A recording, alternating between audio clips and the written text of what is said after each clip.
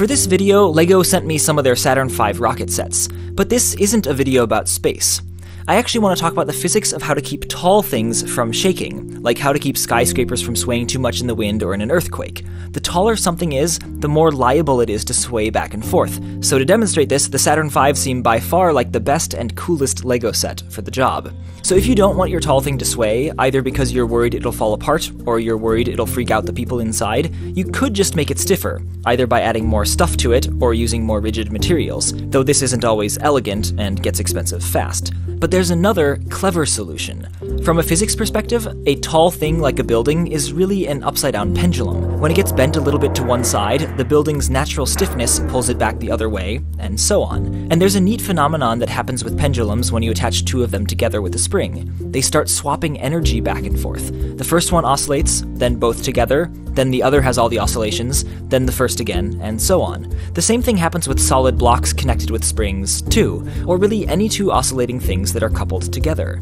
In a perfect frictionless simulation, this energy swapping will go on forever, but in the real world, there's friction and air resistance, and the spring itself might heat up, all of which cause the objects to lose energy and the oscillations to dampen over time. This phenomenon is what you can use to discourage your upside-down pendulum from shaking in ways you don't want it to. A big, tall object is going to want to sway back and forth at its own natural frequency of swaying, which depends on its height, weight, and stiffness. If you then attach a smaller object to it that can sway to and fro, and add a little friction or drag, then anytime the big object trades its energy to the little object loses the energy to friction rather than trading it back to the big object, and this dampens out the big object's oscillations. In practice, you normally put the little object inside the big object, which looks more like this, but the principle is the same. And you don't want to use just any old little object and any old spring. It turns out that for a given big thing, there's an optimal combination of weight and friction and spring strength for the little object. And only with your setup perfectly tuned will you get the fastest possible loss of energy and the best slowing down of the shaking. That's why this setup is called a tuned mass damper. Damper because it dampens the swaying, and tuned because the little object is specifically tuned to steal energy from this particular big thing's natural tendency to swing. Which brings us to the LEGO Saturn V rockets. In one of the rockets, I've put a weighted pendulum in the place the lunar module should go, while the other just has the weights stuck in place. If all goes well, and if I've done my math right, then when I bump the table, the rocket with the pendulum should sway a lot less than the rocket without.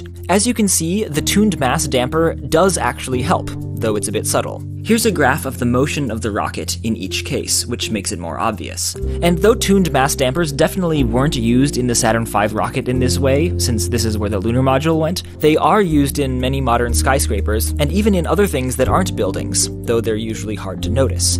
For example, if you look closely at power lines, a lot of them have this little dumbbell thing on them, which is a tuned mass damper, that keeps the lines from shaking too vigorously in the wind. And tuned mass dampers have been used to reduce unwanted vibrations in airplane engines, Formula One racing cars, and audio speaker cones.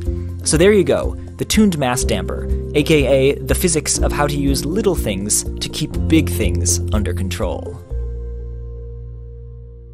As you've probably guessed by now, this video was sponsored by LEGO. I've been a huge fan of LEGO for pretty much my entire life, spending hours and hours building and rebuilding all sorts of LEGO projects as a child and teenager, and even more recently sneaking some into Minute Physics videos. So I'm thrilled that LEGO wanted to full-on sponsor a video. The Saturn V rocket sets are super cleverly designed and really fun to build, and of course I'm a big Apollo fan, and I love how the rocket actually stages like the real thing. Anyway, the folks at LEGO want me to point you to their online and physical stores, which naturally have the largest collection of LEGO sets, and also allow you to find and buy individual pieces a la carte for custom projects, get expert LEGO help, and with LEGO VIP you can get early access to new LEGO sets. Thanks so much to LEGO for sponsoring this video and filling my childhood with creative delight.